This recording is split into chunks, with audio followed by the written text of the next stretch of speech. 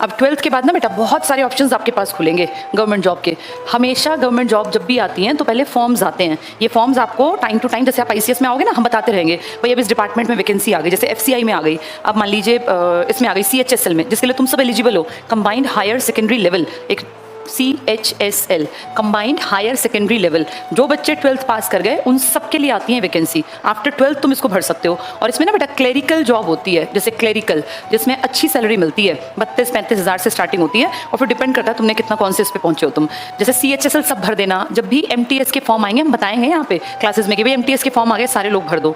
जहाँ कहीं मान लो रेलवेज में निकलती हैं, कहीं बैंक में निकलती हैं, कोई भी इस तरह का डिपार्टमेंट है, FCI में निकलती हैं, तो ये हम टाइम टू टाइम आपको इन्फॉर्मेशन देते रहेंगे। जब हम घर बैठे होते हैं ना तो हमें पता ही नहीं चलता दुनिया में हो क्या रहा है। बहुत लोग तो फॉर्म ही नहीं भर पाते, वो कहते हैं हमें किसी ने बताया ही नहीं। कोई घर बताने नहीं जाता बेटा। 12th के बाद अपने आप एक्टिव होना पड़ता है, बाहर निकलना पड़ता है, दुनिया में मार्केट में क्या चल रहा है, क्योंकि जब बाहर निकलोगे तभी तो कुछ जानोगे। 12वीं तक क्या है, आप कुछ भी नहीं जानते तो भी आपकी पढ़ाई चल रही है। यार 2 गाइड पढ़ ली, सैंपल पेपर पढ़ लिए, हो गए पास। लेकिन अब आपको अपनी लाइफ सेट करनी है। अब इतनी आसान नहीं है बेटा जिंदगी। अब तुम्हें पहली इन्फॉर्मेशन तो ये होनी चाहिए किस डिपार्टमेंट के फॉर्म्स निकले हैं। दूसरा, फॉर्म फिल करते टाइम गलतियां ना हो, ऐसा फॉर्म फिल करना चाहिए। कई बार ना जो फॉर्म जिसके पास तुम कैफे पे जाके फॉर्म फिल कराते हो, फॉर्म गलत कर देता है। वो फॉर्म तुम्हारा एक गलत नहीं हुआ, तुम्हारा 1 साल खराब कर दिया उसने। क्या पता वो वैकेंसी अगले साल आए, तुम्हारा वो साल गया पूरा।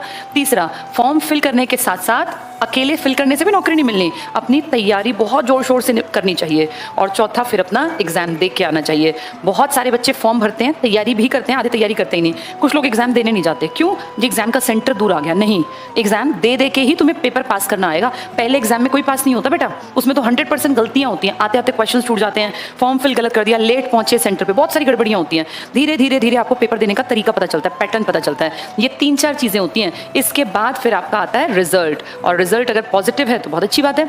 डॉक्यूमेंट वेरिफिकेशन होगा, जिसको DV बोलते हैं। वो आपको बुलाएंगे, आपके 10वीं 12वीं के सर्टिफिकेट, कोई आपका कास्ट का सर्टिफिकेट है, जो भी चीज़ें हैं वहाँ पे वो वेरीफाई करेंगे डॉक्यूमेंट्स को। और अगर आपके कागजात पूरे हैं ठीक ठाक तो फिर वो आपको एक तरह से आपको रिक्रूट कर लिया। उसके बाद आपका मेडिकल कराया जाएगा, आप फिजिकली फिट हैं, कोई बीमारी तो नहीं है। अगर पुलिस है, पुलिस में भर्ती है तो मेडिकल होता है थोड़ा सा ध्यान से। बाकी टीचर लगना है, रेलवे में लगना है, बैंक में तो फॉर्मेलिटी होती है, क्योंकि मैं टीचिंग में थी, मुझे पता है। फिर फॉर्मेलिटी है, फिर ज़्यादा भारी भरकम नहीं होता। इसमें छोटा सा आई टेस्ट करेंगे, आपके फिंगरप्रिंट्स लेंगे, थोड़ी बेसिक सी चीज़ें होती हैं। और इसके बाद फिर आपको जो भी आपका सेंटर है जहाँ आपको जाना है जॉब के लिए, वो पकड़ा दिया जाएगा और आपका ज्वाइनिंग का लेटर भेज दिया जाएगा। यहाँ से स्टार्ट करते हैं बेटा तैयारी को, मतलब फॉर्म भरने से। अब तुम लोगों के टाइम पे फिलहाल तुम्हें कुछ नहीं पता तो तुम अभी फॉर्म कैसे भरोगे, इसकी जानकारी हम देंगे। तुम स्टार्टिंग में अपनी तैयारी शुरू कर रहे हो, क्योंकि तुम लोग टाइमली आ गए हो। जो 12वीं करते ही आ गए ना, वो बेस्ट होते हैं बेटा।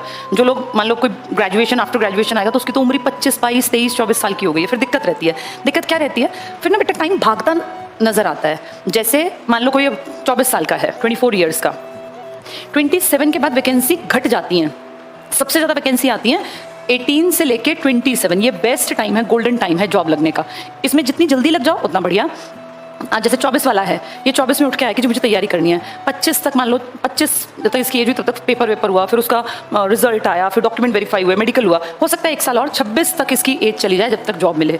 किसी कारण से कोरोना जैसी दिक्कत आई, 2 साल कुछ हुआ ही नहीं, तो फिर ऐसे में तो ये ओवर एज हो गए बहुत लोग। कितने लोग इस कोरोना में ओवर एज हो गए जिनको मौका ही नहीं मिला बेटा फॉर्म भरने का। पुलिस की एज ज़्यादातर ना, जैसे पुलिस में 24 साल, 21 साल, अलग अलग पुलिस होती है अलग अलग राज्य में।